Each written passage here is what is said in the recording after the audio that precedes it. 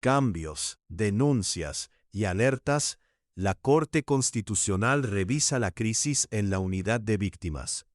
5 días después de que el Gobierno Nacional declarara insubsistente al director de la unidad de víctimas, Adit Rafael Romero Polanco, la Corte Constitucional advirtió de los peligros que representa la inestabilidad en una entidad clave para responder a las afectaciones del conflicto armado.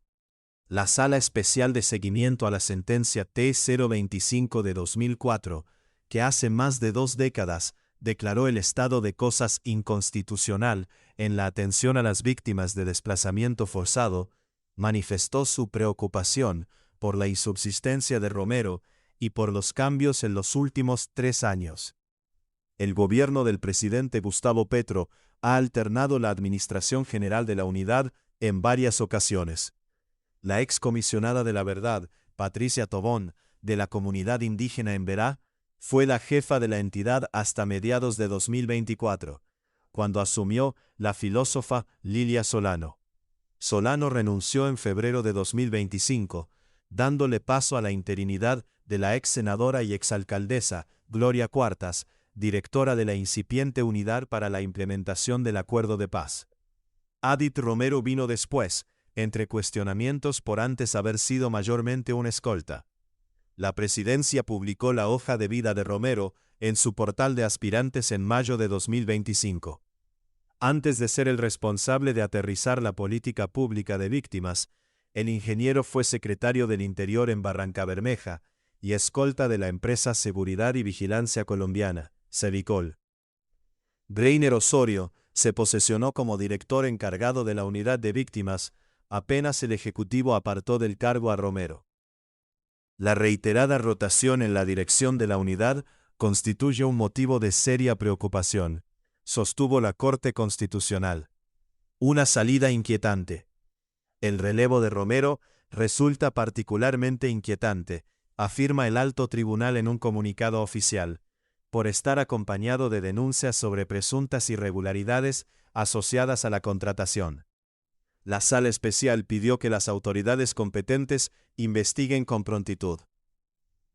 A lo largo de la semana anterior a la declaratoria de insubsistencia, Romero aprobó la vinculación de más de 2.000 contratistas en el Fondo de Reparación de Víctimas, que administra los bienes y recursos que deben destinarse a reparar a más de 9 millones de personas. El fondo había operado con unas 180 personas en su planta, antes de la ampliación de más de 22,5 mil millones que Romero aprobó, en medio de alertas por supuestas cuotas burocráticas justo antes de las elecciones legislativas y presidenciales. Lea también, la Corte Constitucional se acerca al final del choque entre Colpensiones, el tribunal y el magistrado Héctor Carvajal.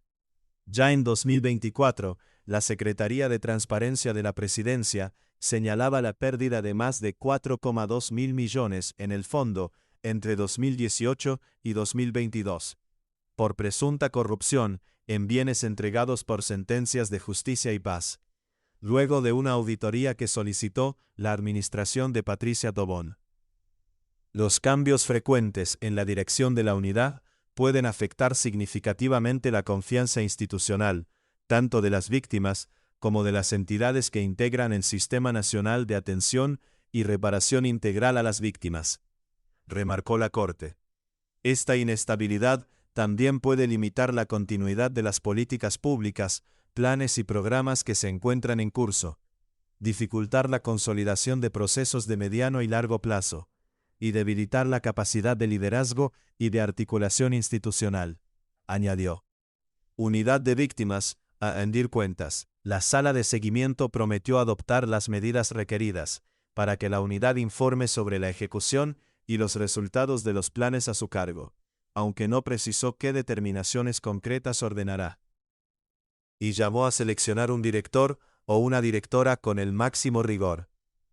El pronunciamiento llegó un día después de que la Defensoría del Pueblo le pidiera al Gobierno Nacional contestar a los cuestionamientos relacionados con presuntos hechos de corrupción, además de brindar una atención inmediata a la inestabilidad de la unidad.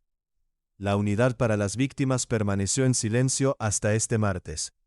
la atención coordinada a las víctimas del conflicto y las de crisis humanitarias, como la del Catatumbo, que desde enero del año pasado deja casi 80.000 desplazamientos forzados, permanece en vilo.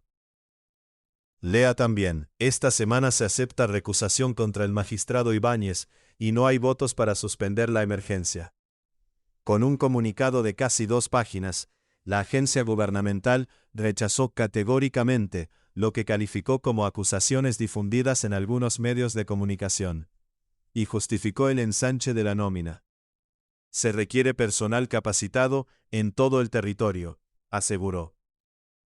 Aunque no se refirió directamente a la salida de Arit Romero, la unidad dijo respetar plenamente la decisión del presidente Petro de hacerlo a un lado, pues se trata de su autonomía administrativa.